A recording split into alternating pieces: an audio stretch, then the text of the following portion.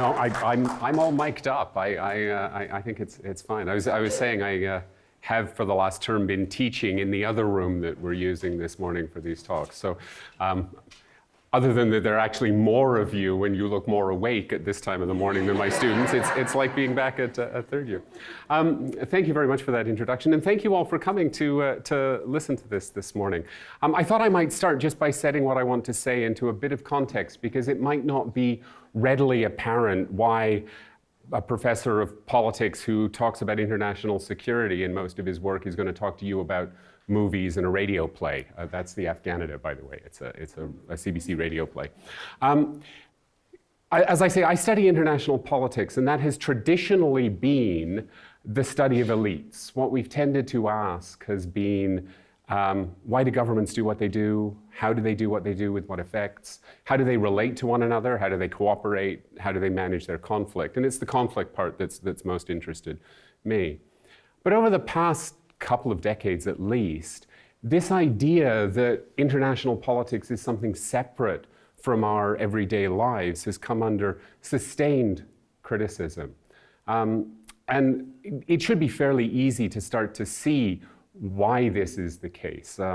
I give you Donald Trump, for instance. Someone was asking me about Trump a moment ago. It's hard to say that international politics doesn't affect your everyday life when we've got somebody like that running around. Or Kim Jong-un. Right? His decisions and what he does internationally matter to us. But what's also true is that individuals and groups matter to international politics.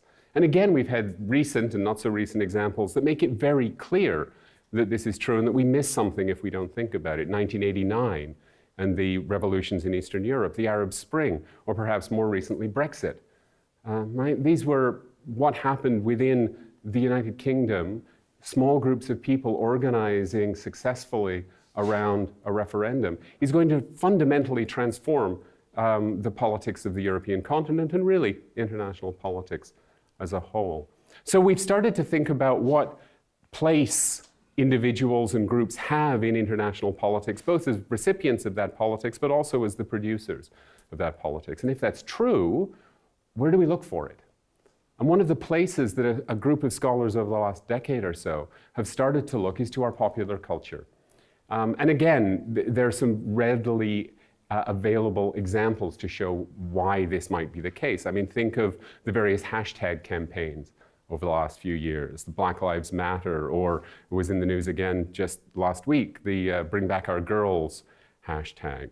And so at the site of our popular culture, we see both the circulation of ideas that help us understand the world in which we live and in which the international happens. And it's also even possibly, as the hashtag examples suggest, a site at which politics can happen. And so we're turning, some of us, to look at popular culture as a place where international politics is produced and reproduced, where it happens, where it's understood. And that's really what I want to talk to you a bit about today, about one aspect of that, militarization in Canada, really over the past decade or so. And I'll make the argument that we have become an increasingly militarized society, coinciding roughly with our extended involvement in the war in Afghanistan, and driven, at least in part, politically by the previous government. But I want to look at it at the site of our popular culture. So let me see if I can figure out how to work the tech. It's slightly better. As I said, I taught over there, and the tech's all the same, but I actually have tech support today, so they showed me how this all works. This is really good. This is really nice. So let me begin with this. I expect some of you will, oh no, this is supposed to work. Oh no, that didn't work. Let's try again. This should work. Hey, I'm not a lumberjack or a fur trader. I don't live in a igloo or eat rubber or on a dog sled. And I don't know Jimmy, Sally, or Susie from Canada, although they're certainly really, really nice. I have a prime minister. not a president. I speak English and French, not American, and I pronounce it about, not a boot.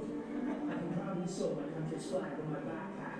I believe in peacekeeping, not policing. Diversity, not assimilation. And if the fever is a truly proud and noble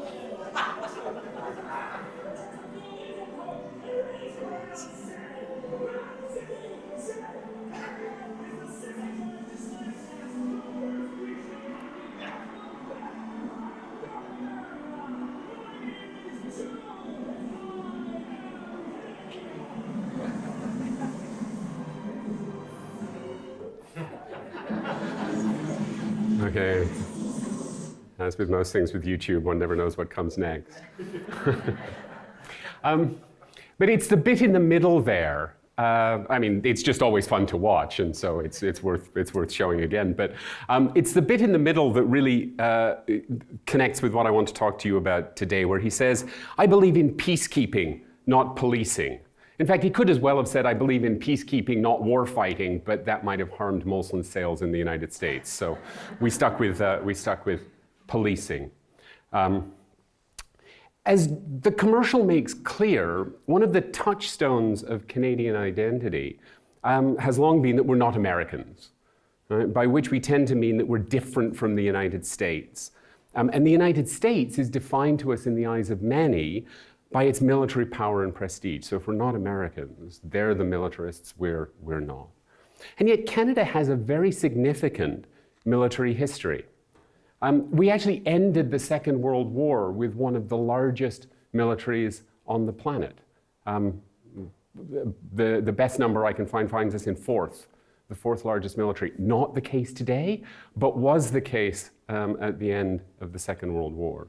Throughout the Cold War that followed, we were a founding member of one of the two central alliances that defined the Cold War period. We still are a member of the only significant global military alliance. We were, and this is what I like to talk about when I talk about some of my other work on weapons proliferation. We were one of the first 3 countries to develop the nuclear bomb, along with the US and Britain. We did decide to give it up, and that does matter, but we still have, as I say, a very significant military history.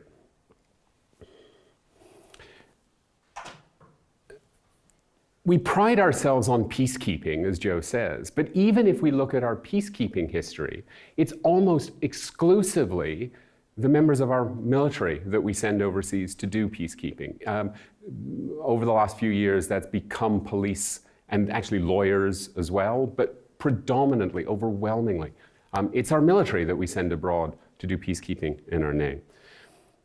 As I said to begin with, I want to suggest that at least since 9/11, over the past, 16, 17 years since that attack, we have, along with the rest of the Western world, become rather more militarized as societies. We were there with the United States from the very beginning of the war in Afghanistan. We now have this, a highway of heroes that starts just down the street, right? That runs from the Canadian Forces base where bodies were repatriated from Afghanistan along the road to the coroner's office in downtown Toronto where those bodies came to be examined. After I leave here, I'm heading downtown to BMO Field because I'm for my sins, a football fan, and so I'm going to go and see the TFC play. And routinely, this is what we see at TFC games. This is the picture I took a couple of years ago at one of the Support Our Troops events. And now all of our sporting events will routinely have these kinds of days. In fact, often they'll go along with special uniforms that they wear just for that day that are modeled on military camouflage. This is the Remembrance Day ceremony in Ottawa in 2015. Now that was a particular event, but there were 35,000 people out for the Remembrance Day ceremony. Far more than usually show up and had before. It's gone down a bit again, but it's still far higher than traditionally had been the case. Before I go on, I want to say a word or two about what I mean by this term militarization. It's in my title, I've been throwing it around so far. So what do I mean by that? You may be somewhat more familiar with a related term, militarism, which is an ideology, essentially. It's an idea that a government should be centered on a strong military, that it should be willing to use that military to advance its interest, and often that there's a glorification of the military and the profession of arms that goes along with it. Militarization is a rather broader term. It refers to a more expansive, often less visible set of social processes. I like to start with the way it's been phrased, actually by an anthropologist who does work in this area, Catherine Lutz. And she says, by militarization, I mean the contradictory and tense social process in which civil society organizes itself for the production of violence. So this includes, for instance, being willing to direct resources to the military, shaping the other institutions to contribute to the military's goals. And it simultaneously involves changing social beliefs and values in order to legitimate the use of force, and of course, to pay the taxes that are necessary to support that use of force. And it's this last bit, I think, that connects with most directly with what I want to talk about today. So if we're looking at reshaping social values to enable the use of force, to enable the building and maintenance of militaries in order to exercise force abroad, and then to send and maintain those forces abroad, popular culture emerges as one site, and perhaps an important site, for finding militarization doing its work. And the interesting thing is that while that's actually fairly evident if you start with this conception of militarization, there hasn't been a lot of work done in Canada connecting our militarization. There's been quite a lot of work done, particularly by feminist scholars, on militarization in North America in generally and in Canada in particular, but very little on our popular culture. And there are a variety of reasons for this that we might think through. Christopher Dornan, scholar I think at the U of T, has argued, for example, that alone among G8 nations, Canada apparently has no great appetite for making war movies. It's not a country with much of an appetite for making war either, so perhaps that explains it. I think, and what I'll argue for you today is that that may have been true. I'm not certain that it was, but it's certainly changing. We seem to have a greater appetite for making war and a greater appetite for making war stories. And so what I want to do is take a look at 4 recent stories that have all been released against the background of our experience in Afghanistan. 3 of them engage with it directly. They're stories about Canada in Afghanistan. And I'm interested in the nature of the war that each presents, to think about how it's thinking about war. But I'm rather more interested in how each produces a Canada and the Canadian military and the intersection of the two. What sort of Canadian military, our relationship to force, are being produced and reproduced in these stories that I'm going to read for you today. The first is a children's book, The Road to Afghanistan. It's available to most, if not all, school children across the country, not that they necessarily pick it up, but it's been there because it's published by Scholastic Press. And those of you with kids will know Scholastic Press because you get the little catalogs that come home every few weeks, because they have this rather nice relationship with the schools whereby the schools push their product and they get a cut to do good things within the school. The second is Afghanida, this CBC radio drama. It started out as a 4-part radio play, and that's what I read. It's just that initial play that I'm concerned with today. But it grew from there. It became so popular that it grew into, I think it's 103 half-hour episodes over a number of years on CBC. And that's where this work started. It was with those 2 pieces. What I'm now starting to do is extend that to other instances of Canada's popular culture. And so I'll talk also about the first 2 things that this extended project is doing. And that's 2 films that have been released in the last few years. Both of them written, produced, and directed by Paul Gross, who you may remember from due south, men with brooms. He has this thing about telling very Canadian stories. And he's produced these 2 war films, the first of them set in the First World War around the Battle of Passchendaele, the second in Afghanistan, Hyena Road, from a couple of years ago now. I think it was initially released. The very audiences and wide reach of these 4 texts seem to me to make them an interesting place to explore militarization in Canada. And I want to do that in terms of 3 questions, 3 axes for analysis. The first is to look at them in the context of the kind of the dominant set of images around the military in Canada. That's peacekeeping or war fighting. As I said, we have this idea of ourselves as peacekeepers. We believe in peacekeeping, not policing.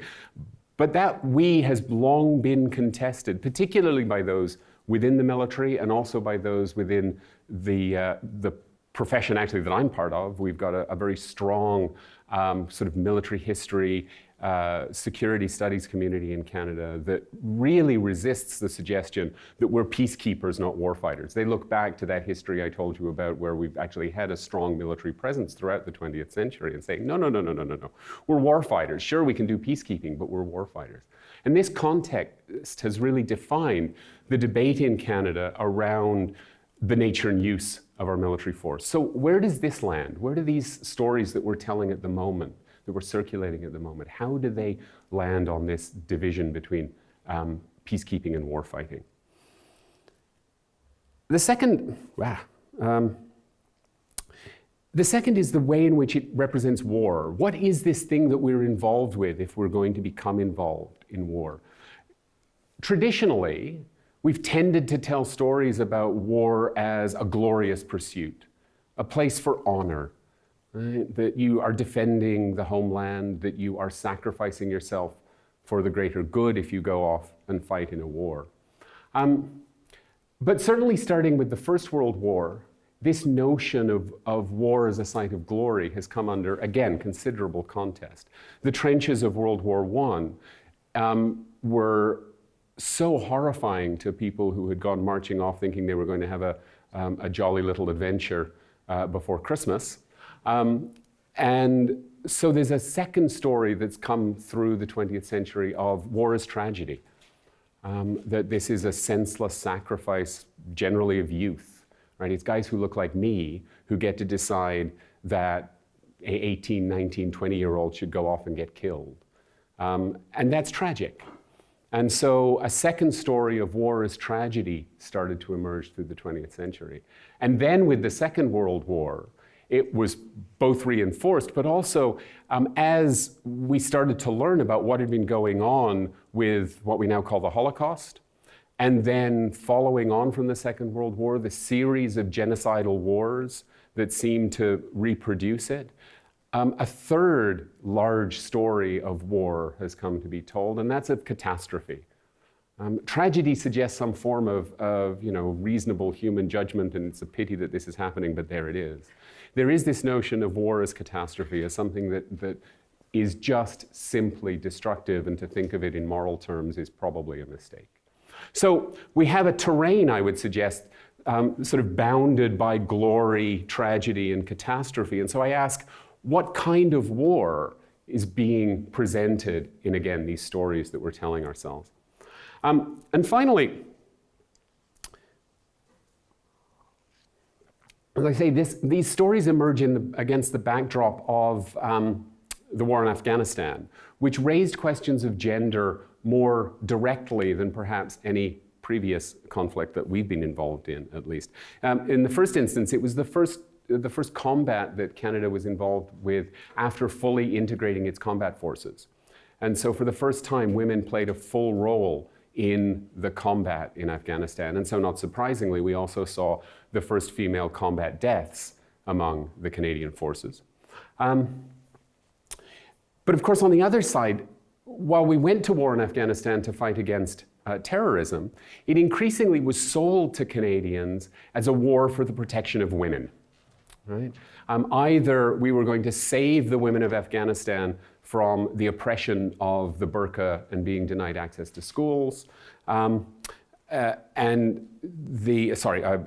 save them from these sorts of oppressions. And so gender takes on a central place in the stories that we start to tell ourselves about our war in Afghanistan. So I ask here about how do these stories produce our ideas of gender in general and women in particular.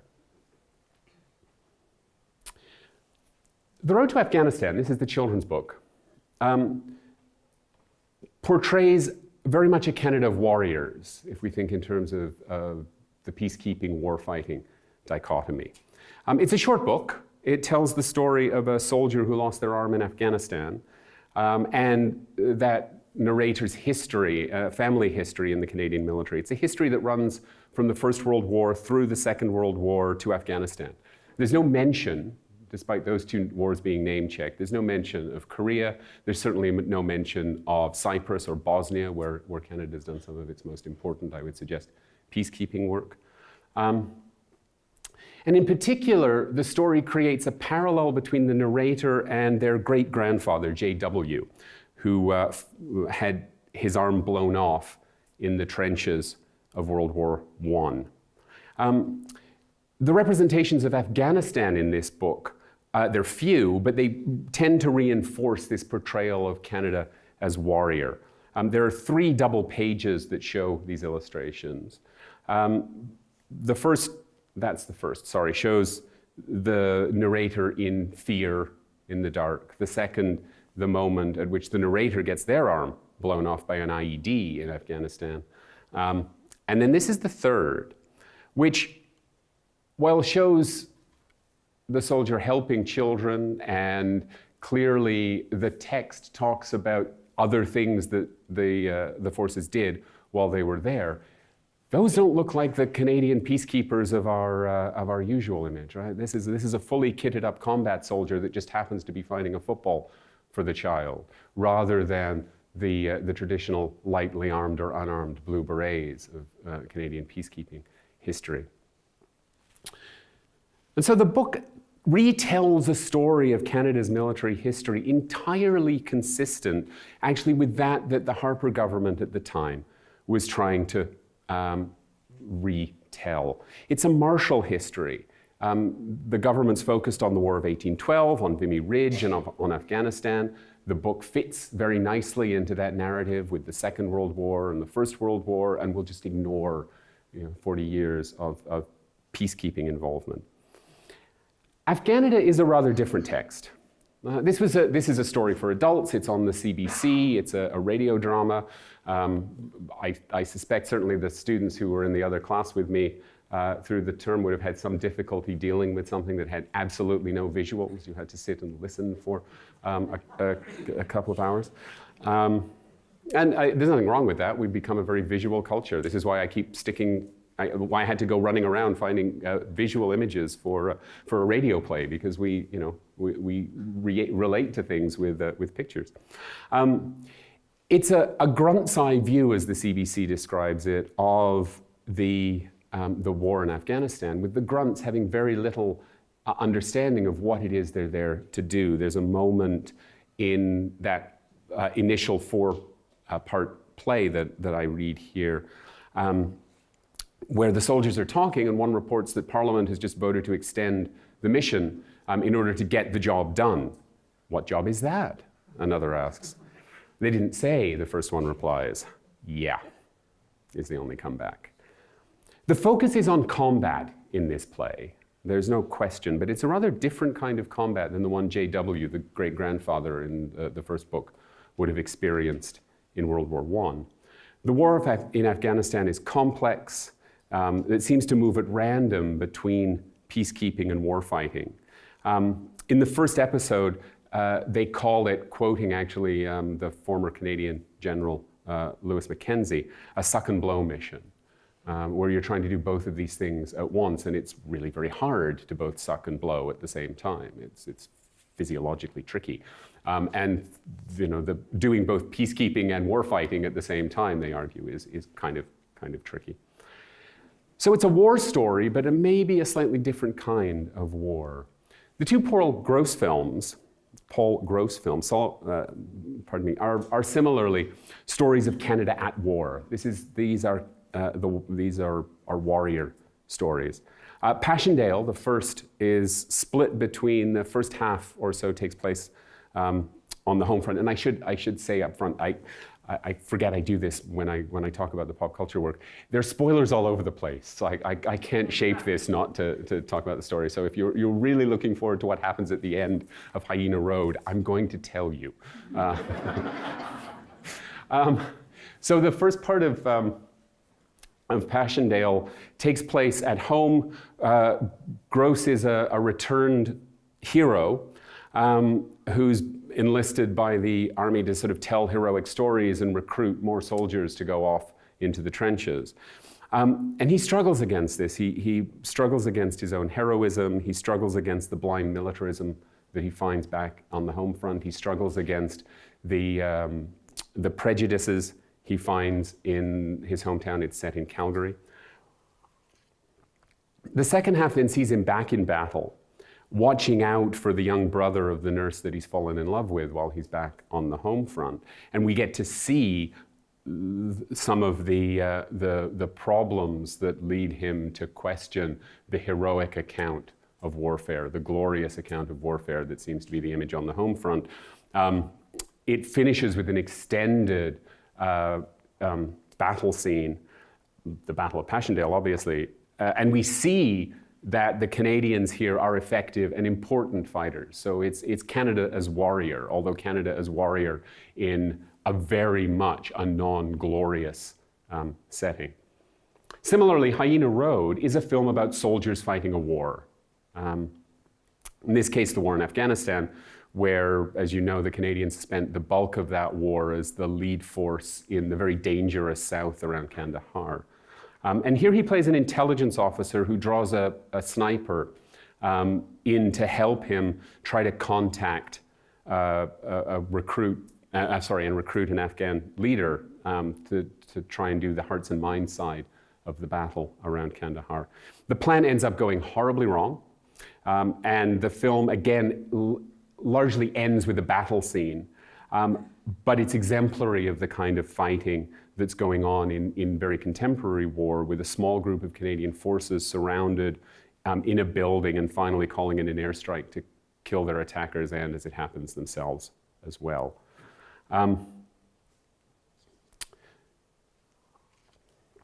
So these are stories of warrior Canada. This is not peacekeeping Canada, it's warrior Canada. But what sort of war is it? And I've started clearly to talk about this as I've talked through the stories to date. Where do they land on this terrain of glory, tragedy, and catastrophe? Well, again, the road to Afghanistan works very hard to reclaim the tradition of honor and glory, and particularly honorable sacrifice. It begins with a Remembrance Day ceremony with this double page. And in between, at the point of recounting the IED explosion that cost the narrator their arm, the narrator notes that, like one of my comrades, Brendan, I could have traveled home along the highway of heroes, and so you get this image. And again, you may recognize that image because it looks an awful lot like that one that I showed you earlier from the 401. The theme of noble sacrifice then is strongly reinforced by the narrator and the narrative that I recounted to you a little earlier. The two world wars are generally understood as just wars. They may be horrifying, they may have had all sorts of terrible violence, but that from our side at least, these were wars fought for a just purpose. This is particularly true of the story we tend to tell ourselves about the Second World War, having learned in retrospect what it was we were fighting against. But they were Germans too, so we've read it back into the First World War as well, and we have this sense of both wars as the exemplar of why you might actually go off and fight war. What happens afterwards becomes much more complex, so the story jumps over that and heads to Afghanistan, connecting it quite clearly to the first and particularly the First World War.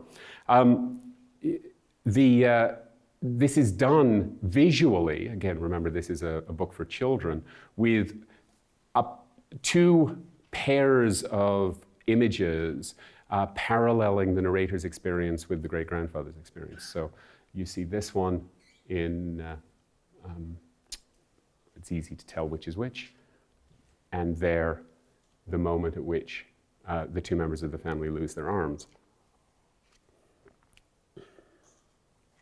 So we have a story about war as glorious, really. It's a fairly simple reading of warfare. The opening four-story arc of Afghanida similarly actually begins and ends with the celebration of sacrifice, but it's quite a different reading of sacrifice and glory than is given in the book. It starts with a reading of Kipling's The Young British Soldier, and then a ramp ceremony that became so well known through our period in Afghanistan at the end. Afghanida presents, sorry, no, that's the wrong one. I don't need to keep going. Afghanida adopts a much more contemporary view of the morality of warfare, or at least the Afghan war, and provides actually quite a complex view of the nature of combat. The opening scene in this play has the section, the small group of soldiers that the story centers on, attending a shura, a meeting of Afghan elders. And it's made clear to them that it's impossible to know whether any of them are Taliban, which side they're on today, which may be different than tomorrow. And so the uncertainty around who's friend, who's enemy runs throughout the play. It's reinforced later when a US soldier, who initially helps the section out in their mission, proves actually to be facilitating the Afghan heroin trade. And finally, the story largely centers around the capture of the sergeant, the commander of the squad, a guy called Quinn. And as the squad tries to rescue him later in the play, they kill him. And they kill him because, of course, they think he's a Taliban. So the lines are very evidently blurred in Afghanistan. The Gross films continue this theme of complicating and contesting the sort of easy understanding of war as glorious that The Road to Afghanistan, and I want to suggest the Harper government, worked so hard to resuscitate. As I said, in Passchendaele, the Gross character explicitly contests the glorious conception of war. And in fact, the film largely follows the kind of critique that will build out of that war. The home front shows the attitudes of glory and adventure and superiority that we commonly assume defined at least those in the English-speaking world as they marched off to war. The Gross character explicitly, as I say, contests this while at home, and then it's shown to you in quite graphic detail towards the end of the war. The image at the bottom right of the screen shows the young man he's there to look after being hoisted on a cross when he goes out and is captured in no man's land. It's quite brutal. He does survive, by the way. There's Gross rescuing him. I told you, there's spoilers all over the place when you do this sort of stuff. Hyena Road does a similarly good job of portraying the complexity of contemporary warfare, contrasting the largely gung-ho attitudes of the sniper platoon with the more cynical and experienced eye of the Gross character, here, as I say, an intelligence officer. Here also, the actual representations of the war are suitably violent, graphic, and complex.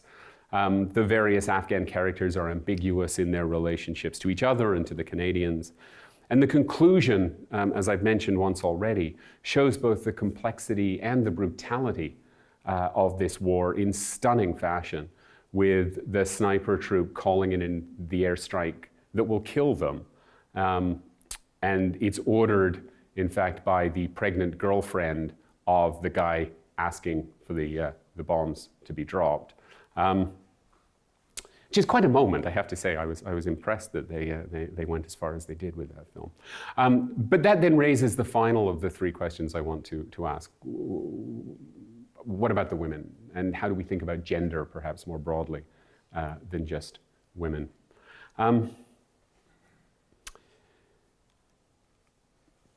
The texts all address the kind of two key elements of the gendering of contemporary warfare. That is the integration of women as soldiers, and women as the object of protection by the forces in different and quite interesting ways. And as I said at the beginning, this is work that started with those first two texts and is moving into the films. This part, I haven't really done the work on the film, so I'll talk about them briefly at the end, but I've got more to say on the book and the radio play this time around.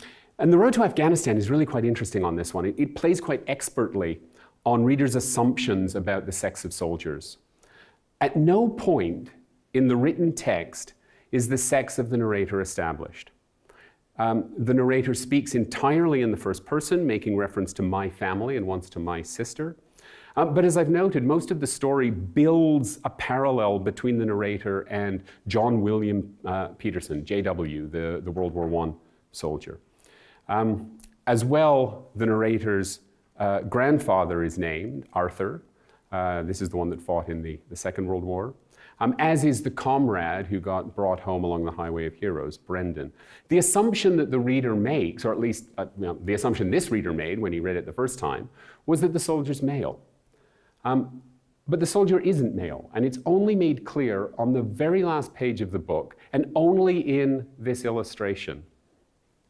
There have been 5 previous images of the narrator, and it's clear that they've been very carefully crafted to make sure that her sex is not visible. Here they are.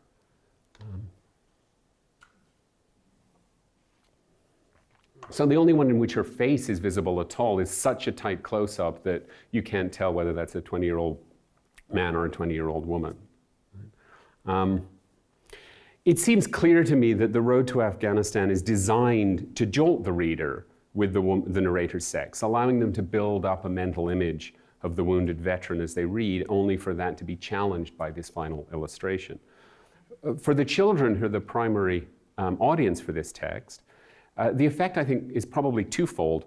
The likely intended effect is to challenge their received assumptions about the soldier, to challenge the idea that they would have that boys fight wars, that girls don't. And I use boy and girl consciously because I know that's what my 8-year-old tells me. Right? The other side, of course, however, is to start to militarize the women in their lives, who will tend to be their mothers, their teachers, their caregivers.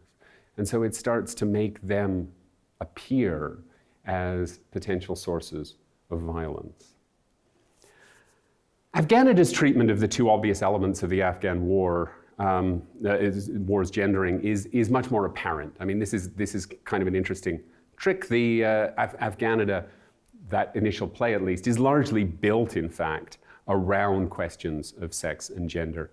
In the first episode, the second job for the section, after going to the Shura that I mentioned earlier, is delivering supplies to a school that's being run by a woman for girls.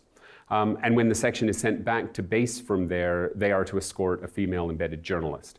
More importantly for the story, the sergeant, Quinn, is captured at this point, and I mentioned earlier that the search for him largely defines the story arc of these first 4. And so the next ranking member of the group takes command, and that's Master Corporal Pat Kinsella. The woman who voices her is seen there, or Coach. And as this happens, she expresses to the audience through interior monologue that she feels unprepared, and the central theme of the story is her growing into this role as commander. Now, Coach's struggle in growing into the role of commander is externalized, obviously, through her relationship with the team. I mean, that makes sense. That's how you hear what's going on.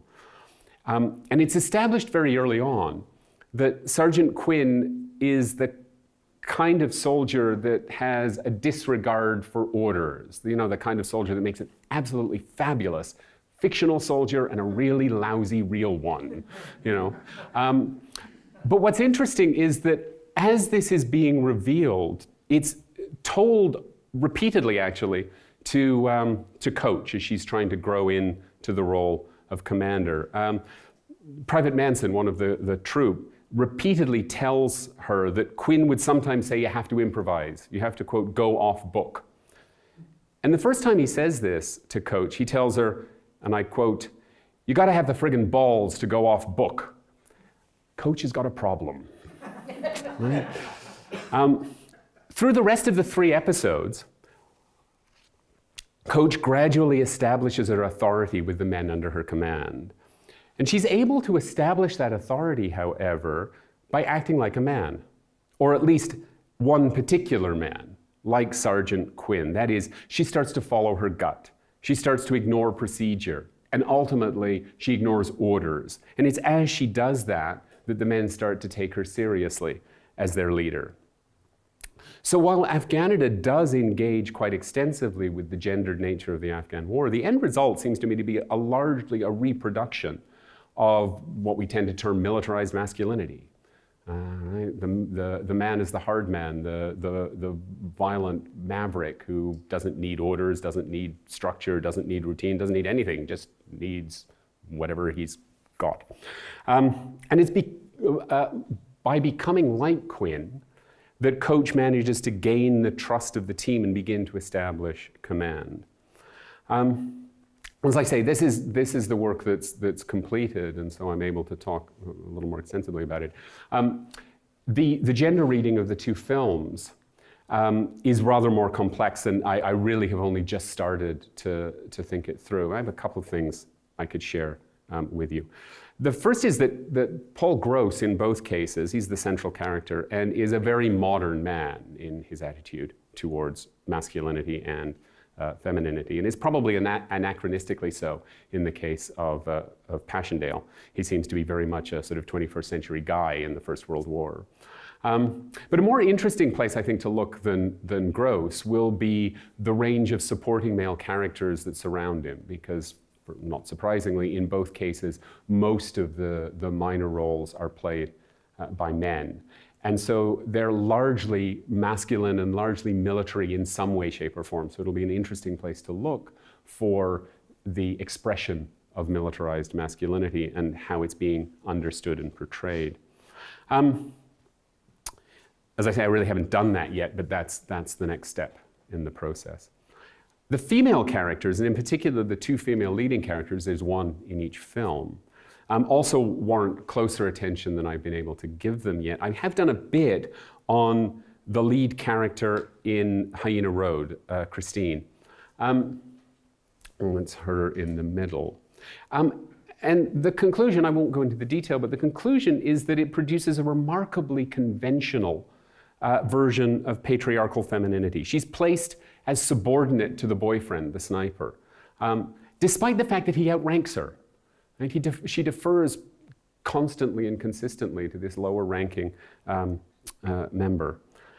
She's dominated, or the character is dominated throughout the film by the relationship with the man rather than by the job, the war, all the things that concern him over the course of the film.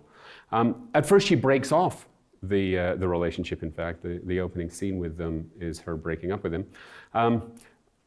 But then she resumes it because, and wait for it, it's really, you'd never see this one coming, an unexpected pregnancy. And finally, she sacrifices her baby's chance of having a father by, as I said, ordering the airstrike that will kill him and his crew and the Taliban attacking him, while of course hesitating all the time and in fact weeping. So the representation is very much of a remarkably conventional patriarchal notion of femininity, even with, I think she's got the rank of captain, but certainly an officer's rank in the Canadian Forces. But I need to go, as I say, rather further to be confident in my conclusions about the films. I said early on that it was noted that we don't have much of a tradition of making war movies. It seems to me that we're now actually perhaps becoming a little more willing to tell war stories than we had been, and we're becoming certainly more willing, again, to wage war. Beyond the stories we tell, I want to say that our popular culture as a whole seems to me to be producing and reproducing a more militarized society. We see the military more prominently than we have done for a while. So by way of conclusion, let me offer some preliminary thoughts on the nature of that militarization in terms of the three questions that I posed. The peacekeeping narrative that sustained our view of the forces for decades seems to be under pretty severe pressure. The representations, the stories that we're telling are showing rituals of war fighting much more than rituals of peacekeeping. And the war that they're engaged in fighting, however, is a complex war. We're not falling back on the traditional simple tropes of war as glorious, as a heroic exercise. It spreads across that terrain I laid out of a glorious, tragic, and catastrophic. But finally, and I think perhaps surprisingly for a country, because it's 2017, that prides itself on being progressive in general and on women in the military in particular, there does seem to be at least a contest over the place of women and the feminine in our militarization, if not a full-on conservative backlash. So there's the sort of the state of the union, if you like, on Canada's militarization, at least as read through these particular instances of our popular culture. Thank you very much. My pleasure. Oh, thank you very much. Thank you very much. And thank you all.